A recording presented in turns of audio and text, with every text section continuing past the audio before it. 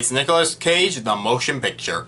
I'm so late to talk about this movie, but let me explain. Like, it matters if I do explain, you know? Because, that's what you want to hear why I'm so late with this review. Anyways, okay, so during the weekend it came out, there was also the movie The Northman, and it was my most anticipated film of the year so far, and I don't regret it since it met my expectations.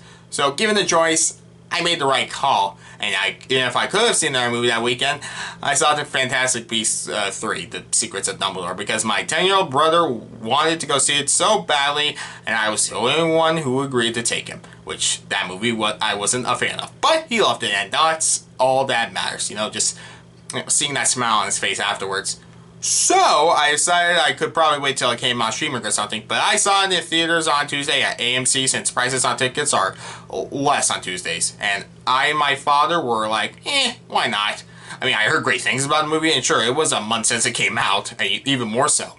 I didn't see any spoilers or anything, but I just remembered the trailer, and I thought, yeah, why not? I like to go to the theater to be entertained, and I was. If I didn't go see it on Tuesday, I wouldn't have gotten this poster for the Top Gun Maverick advanced screening, because I was able to grab one on the way out. So, if I didn't go see that movie on Tuesday, I wouldn't have gotten that poster for that movie, which I'm going to go see of the day I'm recording this video. So, I better get this review over with. So, written by Tom Gormican and Kevin Eden, with Gormican directing the film, the movie stars Nicolas Cage as Nick Cage. I never realized until doing research for this review how many movies really do exist of actors playing fictional versions of themselves. Some I heard of and never seen, some I had never seen at all, but I'd seen some movies off the top of my head like This Is the End or My Dinner with Andre, The Big Sick, and plenty of times actors will do cameos as exaggerated versions of themselves, but this time Nicolas Cage is Nicolas Cage. That says something right there. Okay, so I'm a decent Nicolas Cage fan, where I agree with every Cage fan that no matter what movie he's in, from Oscar winners to direct-to-DVD nonsense, he will always give it his all. But I haven't seen all his movies, or as many of them as most diehard fans of his, but I am familiar with many of his work. And, in terms of stuff where he does great dramatic performances, I love adaptation, and he gave me my favorite performance of 2021 in Pig, my favorite film of that year. Well, before I saw Belfast this year for the first time. And to be honest, I remember hearing about this movie before I saw Pig, and it makes me wonder what I would think of Cage going from this movie to Pig, since it kind of parallels this movie. And that movie, I don't know. Look, there's definitely more to say, so with that said, what's the movie about? So, Nicolas Cage is sort of a struggling actor. I say that since in the beginning, in my opinion, is one of the few things I change about the movie, since it's not clear if he can't get any work or he's just unhappy with his work since he wants to do more serious roles.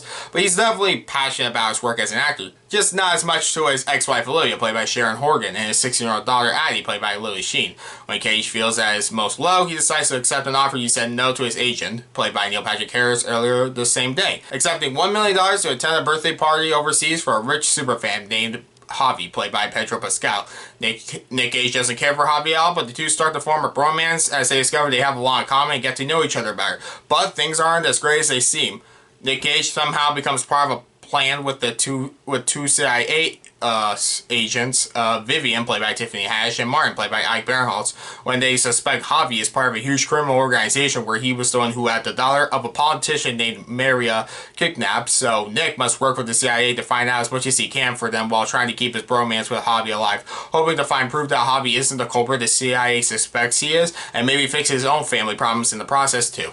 Nicolas Cage does give it his all as Nicolas Cage, and for anyone who thinks of Nicolas Cage in movies based off the college humor sketch about him accepting any role despite how awful it is from his agent, he did turn this movie down several times before being convinced from the director to do so. And it shows, since the movie's version of Nicolas Cage is slightly egotistical and somewhat selfish. He's still likable, of course, but I'll give Nick Cage this: he really did go all out on playing a version of himself that might not be who he is in real life, but works for the movie. Okay, I said I heard about this movie before Pig, before it got, delayed for a year, and I saw it a month after it came out, so it's crazy to think of, Nick Cage going into two movies that deal with familiar themes of self-reflection and passion for what you do, but completely different stories, tones, and genres. I mean, this movie is made to be entertaining. It's not a satire or an Oscar-bait film, it's just Nick Cage discovering how much he's actually brought joy to people, and that could have so easily gone wrong, looking either self-indulgent or corny, but there's real heart and passion in it. I love the bromance between Cage and Pascal. The two have great chemistry, and I love to see these two in another movie together, since Pascal also gives us all, too, as this superfan, that you understand why in this movie Nick Cage means this much to this character, which also puts them at odds when Cage has to work with the CIA. So Cage decides to get on good terms with Pascal by working on a new movie with him, which I'll get back into this in a minute, but the rest of the cast is also good. And sure, they might not give as great a performance as, Cage and Pascal, since they are given more to do with their characters, but they're still good. Like, during a sequence with Cage with his family that happens in the film, I also won't spoil, because despite the movie being more than a month old, I still won't spoil it, since I do recommend it. Look, the movie was also hilarious, okay? Like, sure, not every joke works, but there were also jokes in the trailer that were way funnier in the movie, given different execution or better context. Like the scene in the trailer where Pascal and Cage are climbing a wall, since in the movie it made clear they are on acid.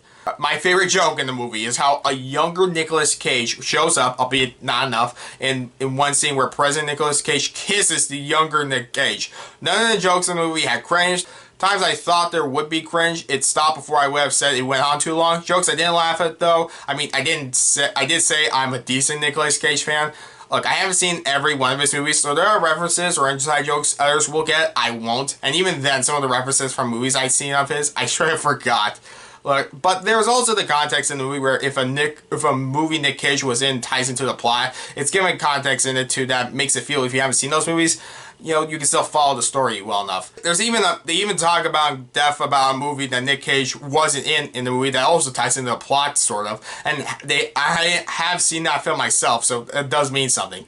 Yes, it made me laugh my ass off when they talked about it. Some jokes made me laugh out loud, some didn't, and some made me slightly chuckle. What about the story, though?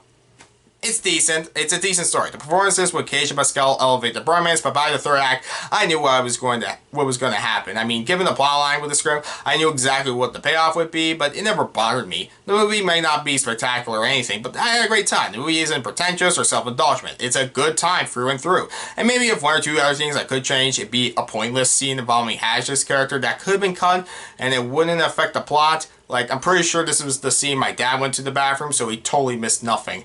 But besides that, the movie works because it knows what it is, and it does great. Okay, and honestly, this movie also has some great editing and cinematography as well. I mean, it might not be one of the best films of the year or anything, given how I said I didn't have that many problems with it, but I am glad I went to see it in theaters. But for all the jokes and references, if I could add only one line to the movie, or even one thing, it would be someone asking Cage, because he says he's such an expert on film. So I'm like, I want someone to ask Cage, Nick Cage, have you ever seen great films like The Godfather? Of course I've seen The Godfather. My uncle made The Godfather. I would have loved if someone said that to him. I give The Unbearable Weight of Massive Talent an 8 out of 10.